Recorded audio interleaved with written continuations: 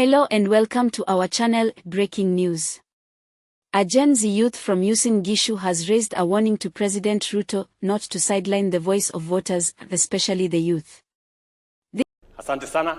Let me take some yes from behind there.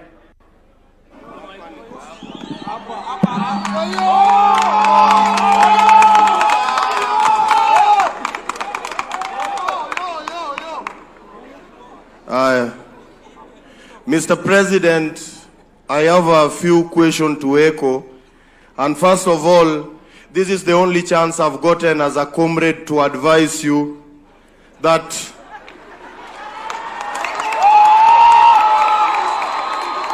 it is very true that if you don't listen to the voters, then 2027, you might listen to the returning officer. I'm saying this boldly as a believer of kumi bila break. So situaribi appetite, make sure you do what the voters want so that we'll celebrate you in 2027. Direct to the question. Mr. President, in Kenya, we are doing a lot of things for formality. We come, we sit, we talk, you articulate a lot of things. Then shida si wewe Bwana President, shida ni watu wako wa mkono.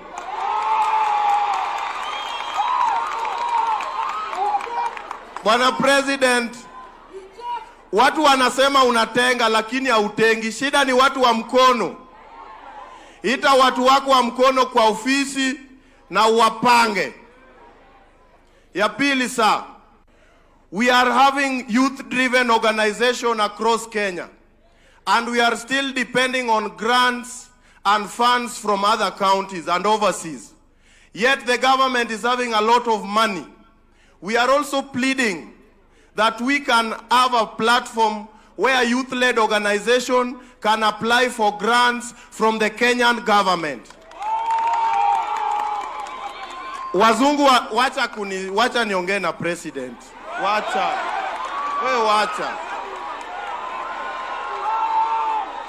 Bwana President, pesa iko kwa serikali yetu ya Kenya and Kenya is very rich. Wazungu wanatuona kama omba. Yet there is a lot of money from the Kenyan government. If there are youth-led organizations that are doing youth programs, mtupe hizi pesa ili youth wapate kazi at the ground level. This moment captures the growing tension between state leadership and youthful digital activism, as Kenya's young generation pushes back against policies they see as disconnecting from their hopes. What happens when a generation feels unheard? Does democracy falter, or does activism rise stronger? How do we balance governance with genuine youth engagement? President Ruto has dramatically increased the stakes, promising each Harambee Stars player 2.5 million Kenyan shillings for a victory against Zambia, plus housing incentives as the team progresses further. This tayari niko na maneno yenu ya jana. Iko hapa saa hii. Tumekubaliana mnacheza kama nyinyi, mimi nacheza kama mimi. Tunasonga tukisonga. Si ndio? Sasa Sunday, nataka sasa tukue na deal mpya. Ya Sunday. Sasa Sunday, si tunashinda? Inshallah kwa mpenzi ya Mungu, tunashinda. Si ndio? Sasa vile tulifanya ile hesabu siku ile. Tulifanya hesabu hapo. Sasa mnajua, moja niwakumbushe. Nimeongeza kidogo. Sasa Sunday tukishinda hivi kila mtu 2.5 million.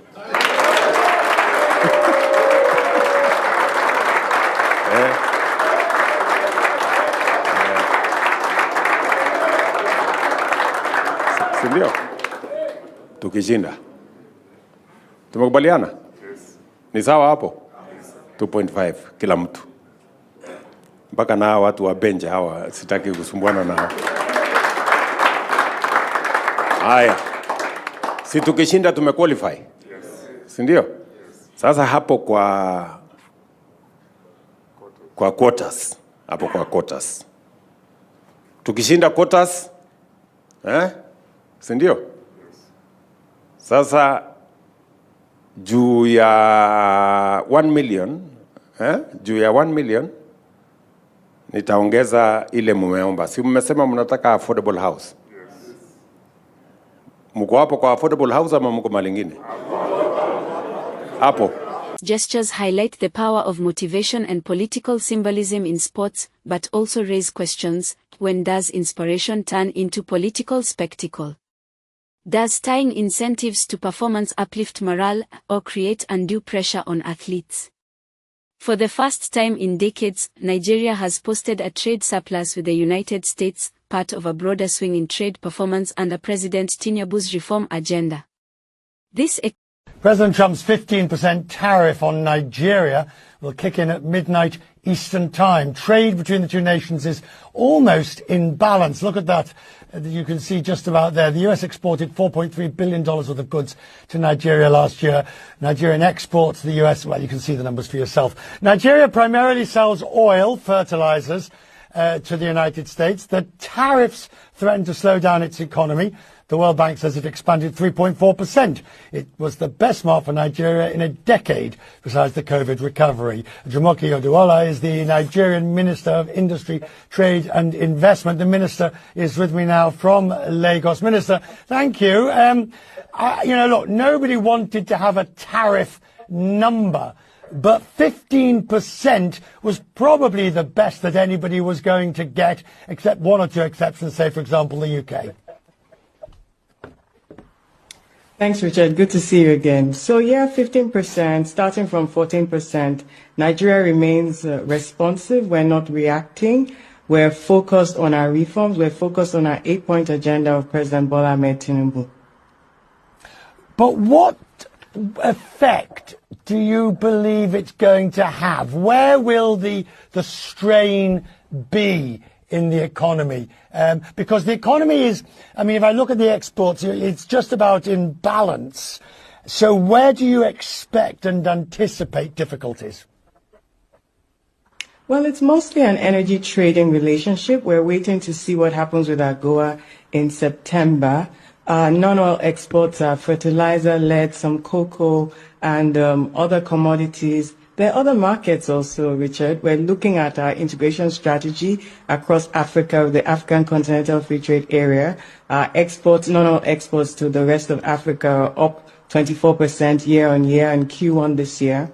So the world is a big place. Yes, there's competitiveness coming into the U.S. market, but we're also exploring other alternatives. What does that mean? Alternatives as in? Alternative markets. We have relationships, like for instance, urea fertilizer is in high demand in Brazil.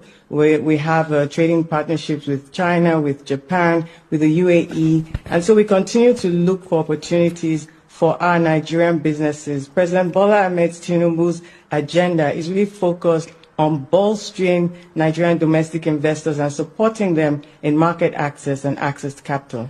You see, this is one of the things that people are talking about, that the Trump tariffs are going to, in some way, rewire global trade. And people like yourselves, and I know, for example, the Canadians are certainly looking for new markets. We'll see more South-South trade. We'll see more horizontal trade as people try to replace, over time, U.S. markets. Certainly. Well, the U.S. will remain a strategic trading partner. We have our commercial investment program, which we started in June of this year, focusing on infrastructure, agriculture, and digital trade. But like you said, we're exploring a lot of alternatives. You recall when we discussed at Davos earlier this year, I told you we'll be watching the body language and that the world is a big place. We do have old friends, and we certainly are making new friends. If we look at the economy, the Nigerian, I always, and you and I have talked about this before, the Nigerian economy is always one of such enormous potential. And one always wonders what it's going to take to reach that potential. Certainly, there have been huge improvements on things like transparency, corruption. Reasonable people can sort of say maybe not as much as there should have been, but at least the movement has been in the right direction. What more do you think needs to be done to help the Nigerian economy move to that next stage? I always try to make the point, Richard, that the world potential is really quite overflowed when it comes to the Nigerian economy. What is the Nigerian economy delivering now? A huge market proposition. When I think about the investors and the amount of attention and attraction we've had, particularly this year, 2025 being an inflection point for this economy, even the toughest critics will agree that President Bola Ahmed Tinubu has stabilized the economy, FX, removal of subsidies, and you've seen our new tax infrastructure coming on board at the beginning of next year. That's a huge overhaul. So monetary, fiscal, and trade policy as well really aligned to deliver value for investors. We've had a lot of interest from different regions across the world. We are also pushing actively across Africa, and the domestic investors supporting them. So we're kind of moving in tandem in concentric circles, West African region, the rest of Africa, and the rest of the world. I'm grateful, Minister. You and I need to talk more on Questions Business, and certainly we need to be doing down in Lagos before not too long. It'd be lovely to be there. And thank you for joining us tonight. Economic milestone reflects rising exports, especially in oil and non-oil sectors, alongside prudent macroeconomic management. But what does it really mean for everyday Nigerians? Does this economic pivot promise sustainable prosperity, or is more structural transformation still needed? Each of these stories, from youthful warnings in Kenya, through high-stakes sporting incentives, to Nigeria's historic trade upswing, spotlights leadership, accountability, and the power of collective voice. Which story resonates most with you, and why? Share your thoughts and join the conversation below. Thank you for watching. Stay engaged, stay inspired, and let today's insights fuel your tomorrow.